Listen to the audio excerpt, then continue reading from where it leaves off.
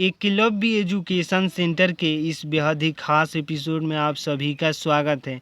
आज के इस एपिसोड में हम अनुपात और समानुपात से जुड़े प्रश्नों को हल करेंगे।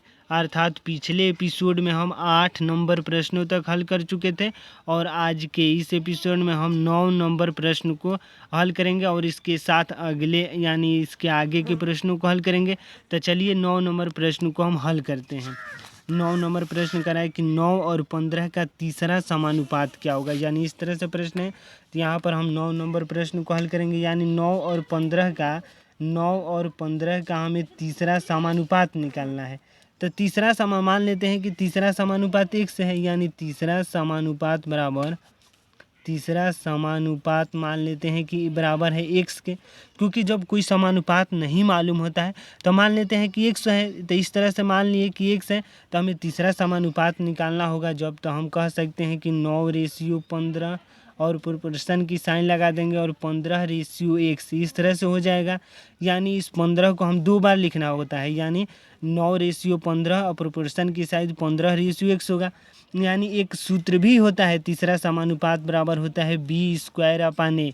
यानी इस सूत्र के माध्यम से भी आप कर सकते हैं, लेकिन इस सूत्र का हम प्रयोग इसलिए नहीं कर रहे हैं कि ताकि हमारे जितने भी नए साथी जुड़े होंगे, यह निश्चित तौर पर सूत्र को मान लीजिए किसी प्रतियोगी परीक्षाओं में आप बैठते हैं, अगर सूत्र को भूल जाते हैं तो हमें काफ़ी परेशानियां हो जाती हैं। तो इसलिए हम बिना सूत्र के प्रश्नों को हल करने का प्रयास करेंगे।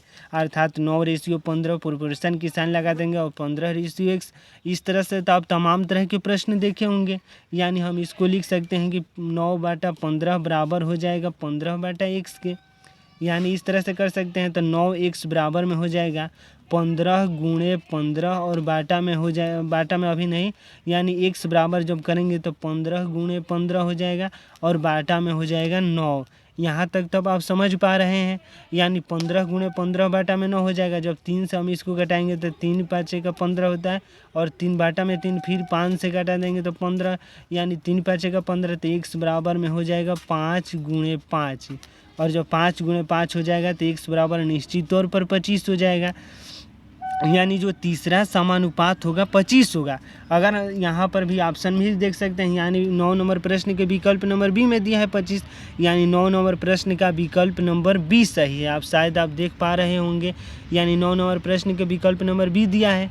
इस तरह से अगर हम सूत्र भी लगाना चाहें, अगर कोई साथी हमको चाहता है कि हम सूत्र के माध्यम से करें तो हम सूत्र भी प्रयोग कर सकते हैं। यानी a बराबर में हमें दिया है 9, a बराबर में 9 दिया है, जबकि b बराबर में हमें 15 मिला है। यानी अगर पहली वैल्यू को हम a मानते हैं तो निश्चित तौर पर दूसरी वैल्यू को 15 मानना पड़ेगा। यानी सूत्र होता है तीसरा समानुपात। यानी तीसरा समानुपात हम कह सकते हैं, इस तरह से लिख रहे हैं, शायद आप समझ पा रहे हैं। तीसरा समानुपात जब हम करेंगे, यानी समानुपात यानी तीसरा समानुपात होता है b²/a। अर्थात कह सकते हैं कि 15×15 और बाटा में a हो जाएगा। तो इस तरह से वही तो बात हुआ। यहाँ पर जो हम लिखे हैं वही बात यहाँ पर आ गई। यानी अगर आप b²/a के सूत्र के माध्यम से भी प्रश्न को हल करना चाहेंगे या ऐसे भी, यानी जैसे हम किए हैं बिना सूत्र के प्रश्न को हल, ऐसे करेंगे तो आप निश्चित तौर पर किसी भी प्रतियोगी परीक्षाओं में कितना भी मानसिक दबाव होगा, लेकिन इस तथ्य को आप नहीं भूल सकते हैं और जो सूत्र है उसको भूलने की संभावनाएं बढ़ जाती है। तो इस तरह से हमारे साथियों यह ध्यान में रखना होगा कि हमें ऐसे प्रश्नों पर ज़्यादा से ज़्यादा प्रैक्टिस करना होगा। यानी अगर सूत्र को भूलने की समस्या आपके अंदर है तो सूत्र को मत पढ़िए, इस तरह से प्रश्न को करिए। तो इस तरह से जब आप करेंगे कंसेप्ट के साथ तो निश्चित तौर पर आपको जीवन भर याद रहेगा। और सूत्र तो कभी भूल जाते हैं, तो सूत्र के चक्कर में हमें नहीं पढ़ना है। यानी हमें कंसेप्ट के साथ प्रश्नों को हल करना है। तो इस तरह से इस 9 नंबर प्रश्न को हल कर चुके हैं। यानी इसको हम अगर कटा देते हैं तो देखिए 3×5 का यहाँ पर 3 से कट गया, 9 3 से कट गया, फिर 3×5 = 15, यानी तीसरा समानुपात 25 होगा। तो इस तरह से भी b²/a के वैल्यू से करें या हम ऐसे भी कर सकते हैं। तो हम आपको सुझाव देना चाहते हैं कि आप इस तरह से सवालों को प्रैक्टिस करिए ताकि आपके सूत्र को याद करने की कोई समस्या ही न उत्पन्न हो। तो इस तरह से हम 10 नंबर प्रश्न की ओर बढ़ते हैं और 10 नंबर प्रश्न आपके सामने अब होगा। यानी 10 नंबर प्रश्न कह रहा है कि यदि A/B बराबर है 7/9 के और B/C बराबर है 3/5 के, तो अब A/B/C क्या होगा। यानी इस तरह से प्रश्न है और यह बेहद ही महत्वपूर्ण प्रश्न है। यानी 10 नंबर प्रश्न कह रहा है कि A/B बराबर है 7/9 के और अगला बात कह रहा है कि B/C बराबर है 3/5 के। तो यहाँ तक तो आप समझ पा रहे हैं। यानी प्रश्न कह रहा है कि A/B/C का मान क्या होगा, हमें यह बताना है। यानी इस प्रश्न के अंतर्गत में यानी हम कह सकते हैं कि A/B यानी जैसे ही A/B हम जब करेंगे A/B तो 7/9 हो जाएगा। यहाँ तक तो आप किसी प्रकार की कोई समस्या नहीं हो सकती है, क्योंकि जब बाटा में है तो हम रेशियो लगा सकते हैं, इसमें किसी भी प्रकार की कोई समस्या ही नहीं है। और जैसे ही इसको अगर B/C लिखेंगे तो B/C लिखेंगे तो 3/5 हो जाएगा और यहाँ भी किसी प्रकार की कोई समस्या नहीं उत्पन्न होंगी, क्योंकि जैसे ही कोई संख्या अगर बाटा में है तो उनको हम रेशियो के अंतर्गत में लिख सकते हैं, इसमें किसी भी प्रकार की कोई समस्या नहीं है। और प्रश्न कर रहा है कि A/B/C हमें दीजिए। यानी A/, यहाँ पर B/, यहाँ पर C हम लिख दे रहे हैं और A/B का वैल्यू है 7/9 यानी 7/9 लिख देंगे। और निश्चित तौर पर B/C का वैल्यू है 3/5 के, यानी B/C की वैल्यू हम लिख सकते हैं 3/5 और इस 9 को हम पुनः यहाँ पर लिख देंगे। यानी 9 को यहाँ पर और फिर इस 3 को हम यहाँ पर लिख देंगे। यहाँ तक तब आपको किसी प्रकार की कोई समस्या नहीं हुई होगी, क्योंकि यह सूत्र कहता है, यानी यह कंसेप्ट कहता है कि A/B/C जब निकालना होता है तो A/B की वैल्यू दिया हो और B/C की जो वैल्यू दिया हो तो इस जो B के स्थान पर जो वैल्यू है वहाँ C की जगह पर लिख देते हैं और जो A की जगह पर खाली स्थान है इसी जो संख्या यहाँ पर रहेगी उस संख्या को पुनः यहाँ पर लिख देते हैं। तो इस बात को आप ध्यान में रखिएगा, क्योंकि यही महत्वपूर्ण है। यानी A/B/C हर प्रतियोगी परीक्षाओं में इस तरह से प्रश्न पूछे जाते हैं। तो सबसे आसान तरीक़ों से हम आपको समझाने की कोशिश कर रहे हैं। यानी जैसे ही हम इनका अगर गुणा करते हैं, यानी 9 में 5 से गुणा कर देते हैं तो 45 हो जाता है और 3 गुणे 9 कर देते हैं तो 27 हो जाता है और उसी के साथ 3 गुणे जब 7 करेंगे तो 21 हो जाएगा। यानी यहाँ पर तब आपको किसी प्रकार की गुणा हम किए हैं, सामान्य तौर पर गुणा है। तो इस तरह से जब हमारे सामने इस तरह से आ गया, यानी अगर हम 3 से घटाना चाहेंगे तो 7 का 21 हो जाएगा, 9 का 27 हो जाएगा और यहाँ पर 15 या 45 यानी 7/9/15 आ गया। यानी A/B/C का जो वैल्यू होगा 7/9/15 होगा। यानी हम कह सकते हैं कि A/B/C यहाँ पर हम नहीं लिखेंगे, A/B/C का जो वैल्यू है 7/9/15 के बराबर है। यानी इस तरह से प्रश्न कह रहा है।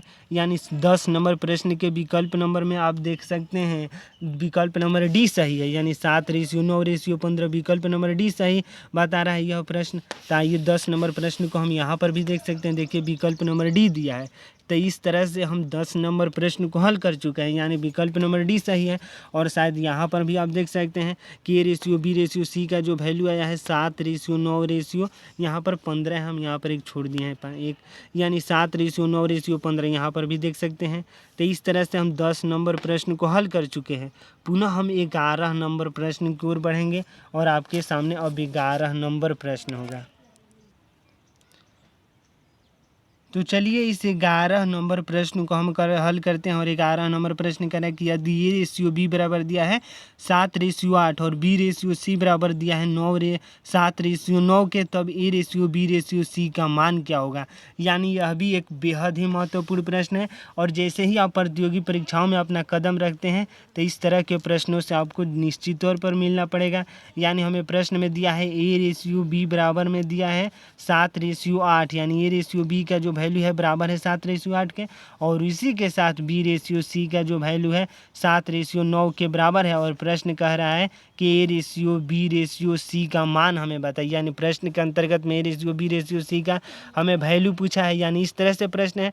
तो जब हमें ए रेशियो बी का वैल्यू मालूम है 7:8, यहाँ पर भी देख सकते हैं, और बी रेशियो सी का वैल्यू है 7:9, तब A ratio B ratio C हम आसानी से निकाल सकते हैं। यानी हम यहाँ पर लिखेंगे A ratio B ratio C यहाँ पर लिख सकते हैं, और ए रेशियो बी का जो वैल्यू दिया है 7:8 दिया है, तो हम 7:8 लिख देंगे। पुनः बी रेशियो सी का वैल्यू दिया है 7:9, यानी यहाँ पर हम लिखेंगे 7:9। और आपको हम बता चुके हैं कि इस 8 को पुनः यहाँ पर लिख देना होता है, और यह जो खाली स्थान है इस 7 को यहाँ पर लिखना होता है, यानी हम 7 लिख देंगे। और यहाँ पर रेशियो जब इनका गुणा करेंगे तो वही तो हमारा A ratio B ratio C का वैल्यू मान आ जाएगा।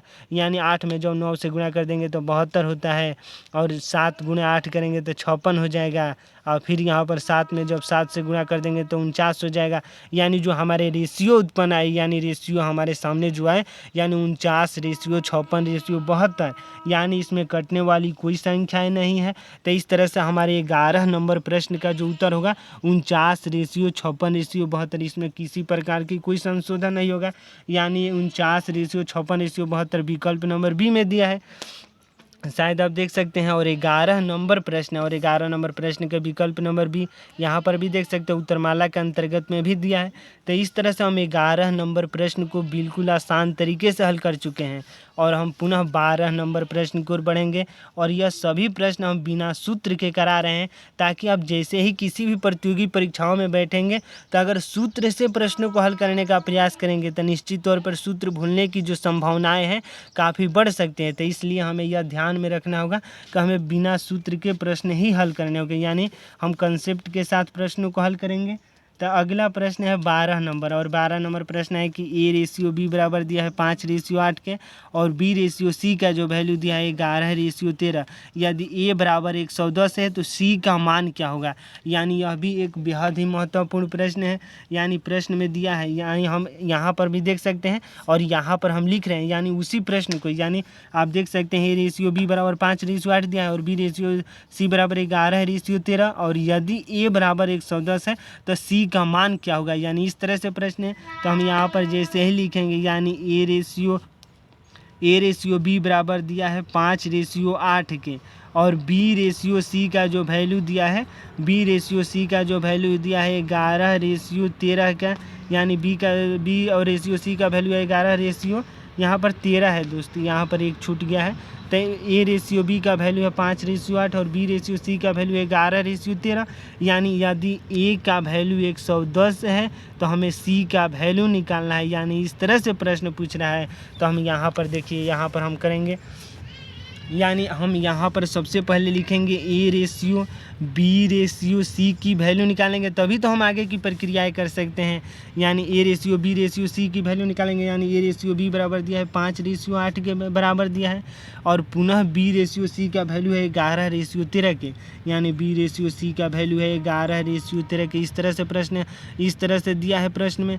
यानी हमें जैसे ही करेंगे, यानी यहाँ पर जो खाली स्थान यहाँ पर 8 लिख देंगे और रेशियो को लगा देंगे, पुनः यहाँ पर जो खाली स्थान है पुनः 11 को लिख देंगे और रेशियो को लगा देंगे, और इनको हम गुणा कर देंगे तो हमें मिल जाएगा 13 में जब 8 से गुणा कर देंगे, यानी 13 में 8 से गुणा कर देंगे तो हो जाएगा 104, यानी अतिरिक्त 24 2 8 में 8 2 10, यानी 104। 11 में 8 से गुणा कर देंगे तो 88 होता है, और पुनः 11 में जो 5 से गुणा कर देंगे तो 55 होता है, यानी 55:88:104। यानी ए का जो वैल्यू दिया है दोस्त 110 दिया है, यानी ए का वैल्यू 110 दिया है, यानी 55 में जब 2 से हम गुणा कर देंगे, यानी 55 × 2 तो हमें 110 मिलता है।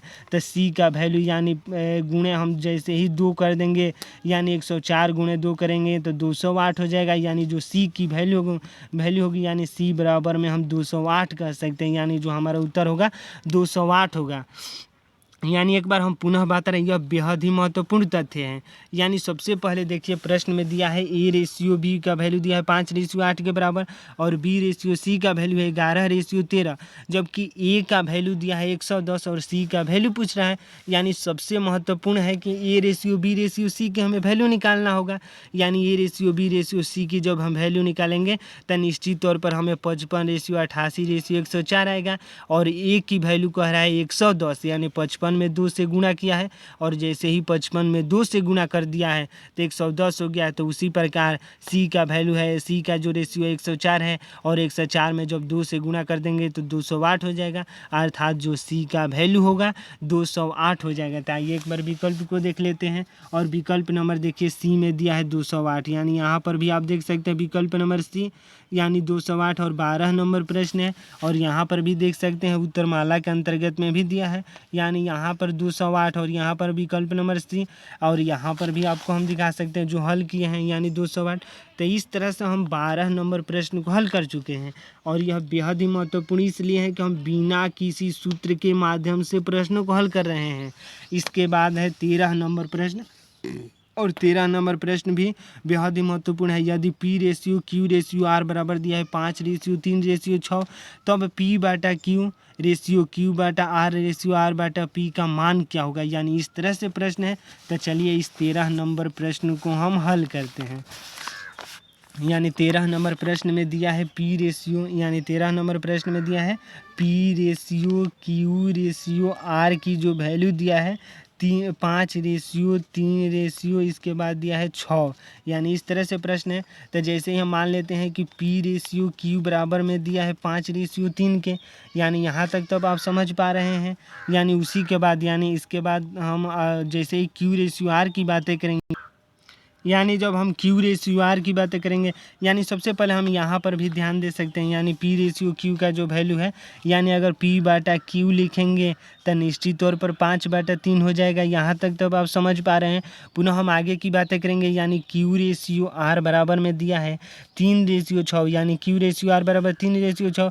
जब क्यू बाटा आर करेंगे तो निश्चित तौर पर 3/6 हो जाएगा। और उसी प्रकार यानी पी रेशियो जब हम आर करेंगे पी बाटा आर बाटा पी है दें आर बाटा पी दिया है तो आर रेशियो हम पी करेंगे तो निश्चित तौर पर आर रेशियो पी यानी 6/5 हो जाएगा, यानी 6:5 हो जाएगा। क्योंकि पी बाटा आर हम इसलिए नहीं किए क्योंकि प्रश्न कर रहा है कि आर रेशियो पी चाहिए, तो आर रेशियो पी चाहिए तो इस तरह से आर हमें पहले निकला होगा और पुनः हम पी लिखेंगे। यानी प्रश्न के अंतर्गत में ही तो हमें हल करना होता है। यानी जैसे ही आर बाटा पी लिखेंगे तो निश्चित तौर पर 6/5 के बराबर हो जाएगा। तो इस तरह से पी बाटा क्यू की वैल्यू मिल गई 5/3, क्यू बाटा आर की वैल्यू मिल गई 3/6 और आर बाटा पी का वैल्यू मिल गया 6/5। यानी इस तरह से इसके अंतर्गत में हल मतलब आ गया। जब हम रेशियो का लिखेंगे इसके, यानी पी बाटा क्यू रेशियो लगा देंगे क्यू बाटा आर और इसके बाद रेशियो है आर बाटा पी और बराबर में लिख सकते हैं 5/3 रेशियो लगा देंगे 3/6, उसके बाद रेशियो है 6/5। यहाँ तक तो आप समझ पा रहे हैं। यानी जैसे आगे की प्रक्रिया हम करेंगे तो हम एलसीएम ले लेंगे और एलसीएम ले लेंगे तो हो जाएगा 3 दूनी के 6, 12×5 = 60 हो जाएगा। यानी यहाँ पर 60 हो जाएगा। तो इस तरह से जैसे ही करेंगे तो हो जाएगा 15 चौक, यानी जैसे ही 5 में तो 3 यानी 20×3 = 60, तो 20×5 = 100 ही हो जाएगा। यानी 20 में जब 60 में जब 3 से भाग देंगे तो 20 हो जाएगा और 20×5 = 100 इस तरह से हो गया। और यहाँ पर हो जाएगा जब 6 से 10 से तो 10×3 = 30 हो जाएगा और यहाँ पर 12 तो 12 में 6 से गुणा कर देंगे तो 72 हो जाएगा। यानी जो रेशियो निकल कर आया 100 रेशियो 30 रेशियो 72 आया। यानी अगर 2 से कटाएंगे तो यहाँ पर 50 रेशियो 15 रेशियो यहाँ पर 36 हो जाएगा। फिर यहाँ पर 2 से कटने वाली मतलब जैसे ही यहाँ पर अगर हम इस तरह से यानी 50 रेशियो 15 रेशियो 36 आया, तो इस तरह से अब इसके आगे कोई कटने वाली संख्या नहीं दिख रही है। यानी हम कह सकते हैं कि पी बाटा क्यू रेशियो क्यू बाटा आर रेशियो आर बाटा पी का जो वैल्यू होगा 50:15:36 के बराबर होगा। यानी निश्चित तौर पर हम 13 नंबर प्रश्न को हल कर चुके हैं। तो 13 नंबर प्रश्न को एक बार पुनः देखिए, फिर हम विकल्प को दिखाते हैं। यानी 13 नंबर प्रश्न के विकल्प नंबर ए में दिया है, देखिए 50:15:36। यहाँ पर भी आप देख सकते हैं। और आइए एक बार उत्तरमाला को भी देखते हैं। यानी 13 नंबर प्रश्न के विकल्प नंबर ए, और यहाँ पर भी देख सकते हैं। तो इस तरह से हम 13 नंबर प्रश्न को हल कर चुके हैं। और पुनः अगले प्रश्न की ओर बढ़ेंगे, और अगला प्रश्न आपके सामने 14 नंबर होगा। और 14 नंबर प्रश्न कह रहा है कि यदि 2a बराबर 3b और 3 बराबर है 7c का, तब a ratio b ratio c का मान क्या होगा। यानी यह बेहद ही महत्वपूर्ण प्रश्न है। अगर रेशियो एंड समानुपात और अनुपात और समानुपात से जुड़े अगर किसी भी प्रतियोगी परीक्षाओं में प्रश्न पूछे जाते हैं, तो a ratio b ratio c से जुड़े निश्चित तौर पर आपको प्रश्न देखने को मिलेंगे ही। यानी प्रश्न में दिया है 2a बराबर में दिया है 3b, इसके बाद दिया है 7c, तो अब a ratio b ratio c का मान पूछ रहा है। यानी इस तरह से प्रश्न पूछ रहा है। तो सबसे महत्वपूर्ण है कि जैसे हम एक एक को अलग करेंगे, यानी 2a बराबर में हम 3b लिख सकते हैं, और 2a बराबर 3 में 3b यानी a/b करेंगे तो निश्चित तौर पर 3/2 हो जाएगा। क्योंकि यह जो a के नीचे b आएगा तो 3 के नीचे 2 जाएगा। यहाँ तक तो आप समझ पा रहे हैं। हम किसी भी प्रकार के सूत्र का प्रयोग नहीं कर रहे हैं, क्योंकि अगर हम सूत्र का प्रयोग करेंगे तो निश्चित तौर पर हमें दिक्कत होगा, यानी भूल सकते हैं। तो इसी प्रकार जब हम b/c करेंगे तो 7/3 हो जाएगा। यानी यहाँ तक तो आप समझ पा रहे हैं। यानी हम यहाँ पर जो b के नीचे c को लाएंगे तो निश्चित तौर पर 7 के नीचे 3 आएगा। यहाँ तक तो आप समझ पा रहे हैं। यानी जैसे ही हम रेशियो में बदलना चाहेंगे, तब्दील करेंगे, तो ये रेशियो b बराबर में हो जाएगा 3:2 के। और निश्चित तौर पर जब हम b रेशियो c की कल्पनाएँ करेंगे तो 7:3 के बराबर में हो जाएगा। और प्रश्न कर है कि a ratio b ratio c का मान बताइए। यानी a ratio b ratio c की जब हम बातें करेंगे तो a रेशियो b का जो वैल्यू है 3:2 के बराबर है, और b रेशियो c का जो वैल्यू है 7:3 के बराबर है। यानी यहाँ पर हम लिख देंगे। और आपको हम कई बार बता चुके हैं कि यहाँ पर जो खाली स्थान है, यहाँ पर इसी 2 को लिख देंगे, और यह 7 को पुनः हम यहाँ पर लिख देंगे और रेशियो को लगा देंगे। और इनका जैसे ही हम गुणा करेंगे तो हमको a ratio b ratio c की मान मिल जाएगा। यानी 3 दूनी का 6 हो जाएगा, 7 दूनी का 14 हो जाएगा, और यहाँ पर 7 में 3 से 21, यानी इस तरह से 21:14:6। यानी यह 2 से कट जाएगा, लेकिन यह 3 से कटेगा। तो इस तरह से अब कटने वाली कोई संख्या ही नहीं दिख रही है। यानी 21:14:6 होगा। यानी 14 नंबर प्रश्न के विकल्प नंबर डी में आप बी में देख सकते हैं। यानी 21:14:6, और यहाँ पर भी देख सकते हैं। तो इस तरह से हम 14 नंबर प्रश्न को हल कर चुके हैं। यानी 14 नंबर प्रश्न का विकल्प नंबर बी सही है। यानी विकल्प नंबर बी सही है। यहाँ पर भी देख सकते हैं 14 नंबर प्रश्न के विकल्प नंबर बी में दिया है। तो इस तरह से हम 14 नंबर प्रश्न को हल कर चुके हैं। पुनः हम अगले प्रश्न की ओर बढ़ेंगे, और अगला प्रश्न है 15 नंबर, और यह बेहद ही महत्वपूर्ण प्रश्न है। 15 नंबर प्रश्न कह रहा है कि यानी 15 नंबर, यदि एस रेशियो यू रेशियो भी रेशियो डब्ल्यू का वैल्यू है 2:9:6:7, तो एस प्लस यू प्लस भी प्लस डब्ल्यू का जो वैल्यू 864 है, तो अब S plus you plus W का मान क्या होगा। यानी इस तरह से प्रश्न पूछना है तो हम आसानी से कर सकते हैं। यानी प्रश्न में दिया है एस रेशियो यू रेशियो, यानी एस रेशियो यू रेशियो भी रेशियो डब्ल्यू का जो वैल्यू दिया है, यानी 2:9, इसके बाद 6:7 दिया है। यानी जब हम इनको जोड़ने का प्रयास करेंगे, यानी एस प्लस यू प्लस भी प्लस डब्ल्यू बराबर में हो जाएगा 9 2 11 11 13, यानी 11 13 24, यानी 24 हो गया। तो इस तरह से हम कह सकते हैं कि 24 यूनिट बराबर में दिया है 264, क्योंकि इन सभी का जोड़ दिया है 264। यहाँ पर भी आप देख सकते हैं ना, यहाँ पर जैसे यहाँ पर प्रश्न है, यानी 864, हम सॉरी यहाँ पर 864 दूसरे प्रश्न को हम देख लिए हैं, यानी 864 है। तो इस तरह से आप यहाँ पर भी देख सकते, यहाँ पर हम इसको ध्यान में रख लिए। यानी एस रेशियो यू रेशियो भी रेशियो डब्ल्यू का जो वैल्यू है 2:9:6:7 दिया है, एस प्लस यू प्लस भी प्लस डब्ल्यू का 864 दिया है। तो जब हम इन रेशियो के माध्यम से इनका जब हम जोड़ करेंगे तो हमें 24 प्राप्त हुआ, यानी 9 2 11 11 6 17 17 11 6 हो जाएगा 17, 17 में जब 7 जोड़ेंगे तो 24 हो जाएगा, यानी 24 यूनिट बराबर में 864 है। यानी एक यूनिट की हम जब वैल्यू की कल्पनाएँ करेंगे तो 864 बाटा में 24 कर देंगे। 864 बाटा में जैसे ही 24 करेंगे हम यहाँ पर भाग भी देख सकते हैं, यानी 864 बाटा में जब 24 से भाग देंगे तो 24 में 3 से तो 72 होता है, यानी यहाँ पर 4 बच गया और यहाँ पर 1 और यह 44 हो गया, यानी 20 5 का 120 होता है। 120 और 20 में 24 5 120 होता है और 24 में जब 6 से गुणा कर देंगे तो 144 होता है। तो इस तरह से पूरी तरीक़ों से यह कट गया, यानी जो एक यूनिट की हमें बातें होती हैं तो एक यूनिट का जो वैल्यू आ गया 36 आ गया। तो इस तरह से हमें प्रश्न पूछ रहा है कि S plus you plus W का मान क्या होगा, यानी इस तरह से प्रश्न है हमें S plus you plus W का मान पूछ रहा है। यानी एस का जो वैल्यू है एक यूनिट बराबर 36 है, एस का वैल्यू है 2, यानी एस बराबर में कह सकते हैं कि 2 गुणे 36, यानी एक यूनिट में 36 है तो 2 यूनिट में निश्चित तौर पर 72 होगा, यानी एस का जो वैल्यू मिल गया 72। जैसे ही यू की कल्पनाएँ करते हैं तो यू का जो वैल्यू है 9 है और एक यूनिट में 36 है, यानी यहाँ पर 36 है तो 9 यूनिट बराबर में हो जाएगा 9 छक्का, यानी 9 में जब 6 से गुणा कर देंगे तो 54 5 और 9 में जब 3 से 27 और 5 32, यानी 324 हो गया। और इसी के अंतर्गत में डब्ल्यू का जो वैल्यू है, यानी डब्ल्यू का वैल्यू है 7, यानी एक यूनिट बराबर में 36 है तो 7 यूनिट बराबर में हो जाएगा 7 में जब 6 से 42 और 4 17 का 21 4 25, यानी हो जाएगा 252। जब हम S plus you plus W की बातें करते हैं, S plus you plus W की जब हम बातें करते हैं तो 4 और 4 8 हो जाएगा, तो यहाँ पर 8 लिख देंगे और यहाँ पर 7 2 9 और 9 5 14, 14 के 4 1 बच गया, 3 2 5 1 6, यानी निश्चित तौर पर 6 से 48 हो गया।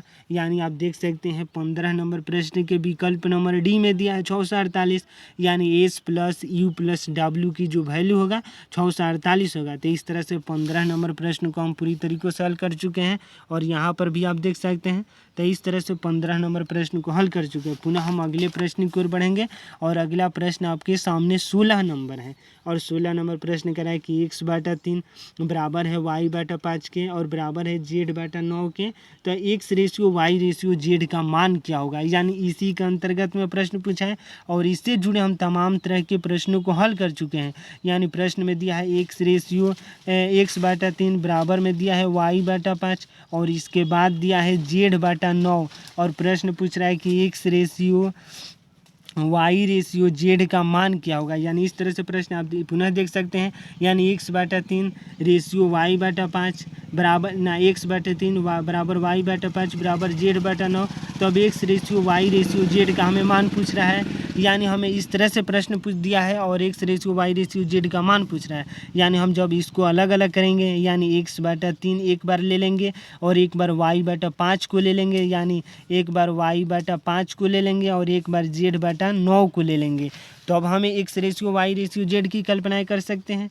यानी हम कह सकते हैं कि ये 5x बराबर में हो जाएगा 3y, यानी x बटा में जब y की बातें करेंगे तो 3 बटा 5 हो जाएगा। तो यहाँ तक तब आप किसी भी प्रकार की कोई समस्या नहीं है। यानी 5 में x से गुणा कर देंगे तो 5x है, 3 में y से यानी 3y, तो x बटा y करेंगे तो 3 बटा 5 हो जाएगा। पुनः हम जब करेंगे इसको, यानी यहाँ पर करेंगे तो 9y और बराबर में हो जाएगा 5z है, यानी y बाटा जब z करेंगे तो निश्चित तौर पर 5 बटा 9 हो जाएगा, क्योंकि y के बाटा में z लाते हैं तो निश्चित तौर पर 5 के बाटा में हमें 9 लाना होगा। तो इस तरह से आ गया, यानी x रेशियो y बराबर में मिल चुका है 3 रेशियो 5 के बराबर और इसी के अंतर्गत में y रेशियो z का जो वैल्यू है 5 रेशियो 9 के अंतर्गत में मिल गया।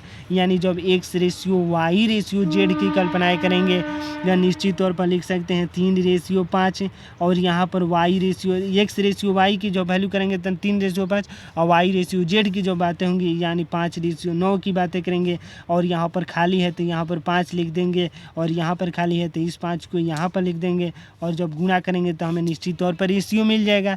यानी 9 5 का 45 होता है और 5 में 5 से गुणा कर देंगे तो 25 और 5 में 3 से 15, यानी जैसे ही 5 से अगर काटाते हैं यानी यानी यहाँ पर लिख सकते हैं कि X ratio Y ratio Z की जो बातें होंगी तो यहाँ पर हो जाएगा 5 में जब 3 से तो 3 ही 5 15, 5 25 और 5 9 45, यानी 3 रेशियो 5 रेशियो 9 होगा। यानी X ratio Y ratio Z का जो वैल्यू होगा 3 रेशियो 5 रेशियो 9 के बराबर होगा।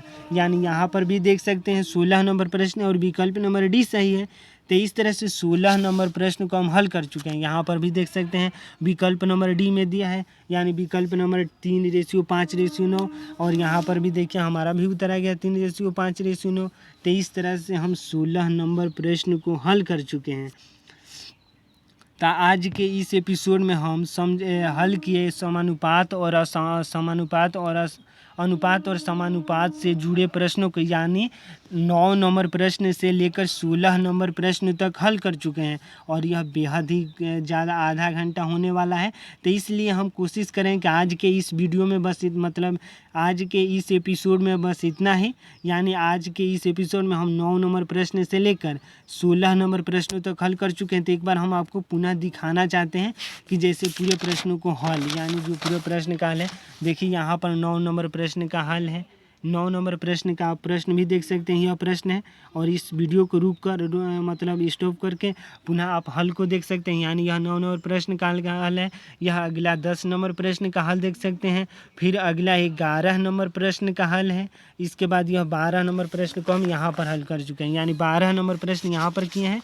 इसके बाद है 13 नंबर प्रश्न यह है, और इसके बाद 14 नंबर प्रश्न है, और इसके बाद है 15 नंबर को हल किए हैं, और इसके बाद 16 नंबर। यानी आज के इस एपिसोड में हम 16 नंबर प्रश्नों तक हल कर चुके हैं। तो यह वीडियो कैसा लग रहा है? अगर वीडियो देखकर अच्छा महसूस कर पा रहे हैं, कुछ सीख पा रहे हैं इस वीडियो के माध्यम से, तो हमारे चैनल को कर दीजिए सब्सक्राइब, ताकि हमारे द्वारा अपलोड किया गया हर वीडियो आपके पास सबसे पहले पहुंच जाए, और हम तथा हमारी टीम भी उत्साहित महसूस करें कि आपके लिए हम कुछ अच्छा कार्य कर रहे हैं। तो हमें दीजिए इजाज़त। धन्यवाद। Thank you.